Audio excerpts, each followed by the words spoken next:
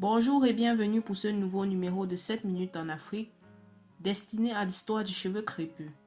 Nous vous remercions pour vos nombreux retours et partages sur les précédentes vidéos et vous invitons à vous abonner à la chaîne si cela n'est pas encore fait pour ne rien rater de nos futures publications. À présent que c'est fait, entamons la troisième partie de notre histoire. Après 2 siècles de servitude, un système unique de soins capillaires pour les Noirs s'était développé. Vu qu'il n'existait pas de forum public ou privé où les cheveux noirs étaient célébrés en Amérique, les femmes et les hommes se tournaient vers le lissage de leurs cheveux, car les cheveux européens lisses étaient considérés comme l'idéal de la beauté. Et sans l'afflux d'Africains dans la population esclave, il était difficile pour les Noirs, nés et élevés en captivité, d'être fiers de leurs cheveux crépus. En remplacement des peignes, des mixtures à base de plantes et l'huile de palme utilisée en Afrique pour la coiffure, les esclaves se sont mis à utiliser des produits à base d'huile, comme la graisse de bacon et le beurre pour conditionner et assouplir les cheveux, les préparer pour le lissage et les faire briller. La farine de maïs et le kérosène étaient utilisés comme nettoyants pour le cuir chevelu et le café devenait une teinture naturelle pour les femmes. Plusieurs méthodes de lissage des cheveux ont été concoctées par d'ingénieux noirs qui étaient à court de produits commerciaux. C'est ainsi que les hommes lissaient leurs cheveux avec de la graisse pour essieux destinée à des roues de chariot, pendant que les femmes utilisaient un couteau à beurre chauffé dans une boîte de conserve sur un feu comme fer à friser brut, ou parfois un morceau de tissu chauffé au-dessus d'une flamme était appliqué sur les cheveux et porté pendant un court moment pour étirer les boucles. Certaines mères esclaves ont pris l'habitude d'envelopper les cheveux de leurs enfants pour les entraîner à se raidir dès le plus jeune âge. Des jeunes garçons également étaient constamment rasés, si bien qu'ils percevaient leurs cheveux comme une maladie. Par ailleurs, le dispositif le plus souvent utilisé pour lisser les cheveux était de la soude, mélangée à des pommes de terre pour diminuer sa nature caustique. Ce mélange crémeux était étalé sur les cheveux et la soude lissait les boucles. Ce procédé, plus connu sous le nom de défrisage, laisse malheureusement des séquelles graves telles que des blessures du cuir chevelu. En outre, avoir une peau claire et des cheveux lisses ouvrait également la porte à de nombreuses opportunités sociales et économiques. Mais curieusement, plus que la couleur de la peau, ce sont les cheveux qui étaient la caractéristique la plus révélatrice du statut de nègre. À cet effet, un test au peigne a été mis sur pied. Le test consistait à passer un peigne à travers les cheveux des esclaves. Si le peigne connaissait la moindre résistance, alors la personne était considérée comme noire. Au cas contraire, elle était blanche. En effet, certains esclaves, pour retrouver rapidement leur liberté, se rasaient la tête afin d'échapper au test. Par ailleurs, les maîtres d'esclaves classifiaient les esclaves en 2 sous-groupes.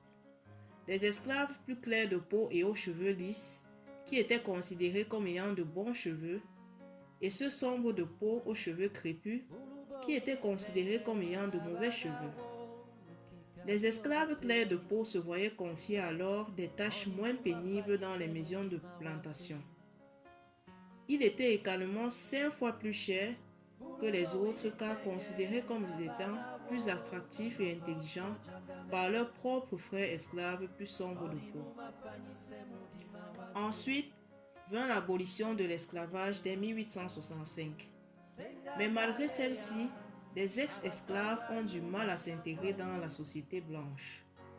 En effet, ceux-ci seront en permanence victimes de discrimination raciale et même interraciale par les noirs plus clairs de peau. Ils constatent alors que l'accès au job, à l'éducation, les mariages étaient conditionnés par la couleur de leur peau et la texture de leurs cheveux. L'accès aux églises, par exemple, était conditionné par le test du peigne, tandis que l'accès à l'école par le test du sac marron. Si la couleur de la peau était plus sombre que le sac, alors l'accès leur était refusé. C'est donc sous l'influence de toutes ces discriminations et des publicitaires blancs et noirs que les Noirs décident d'une part de se procurer des produits éclaircissants tels que les plaquettes d'arsenic pour changer la couleur de leur peau et d'autre part de la soude caustique pour ramollir leurs cheveux malgré l'extrême dangerosité de ces produits.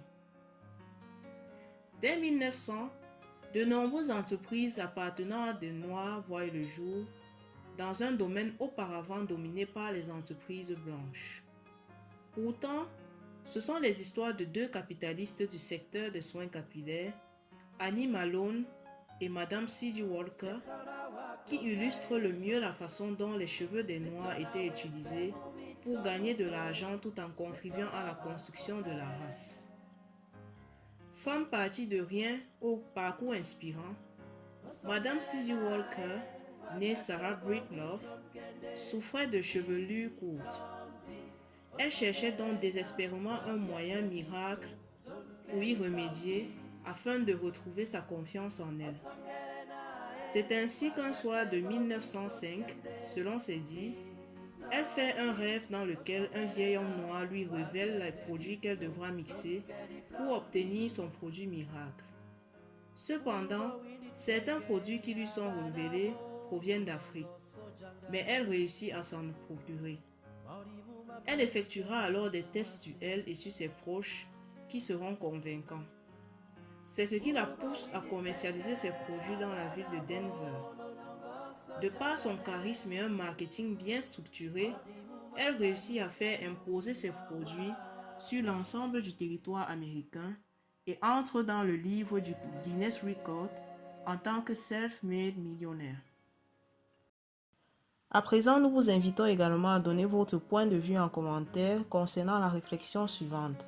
Dans notre milieu éducatif africain, il est coutume de demander aux élèves garçons de se raser entièrement la tête et aux filles d'adopter un style de coiffure bien précis, généralement 6 à 10 nattes.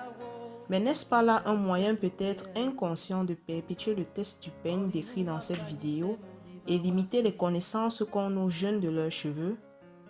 Nous vous donnons rendez-vous la semaine prochaine pour la fin de cette histoire sur les cheveux crépus, africainement vôtre.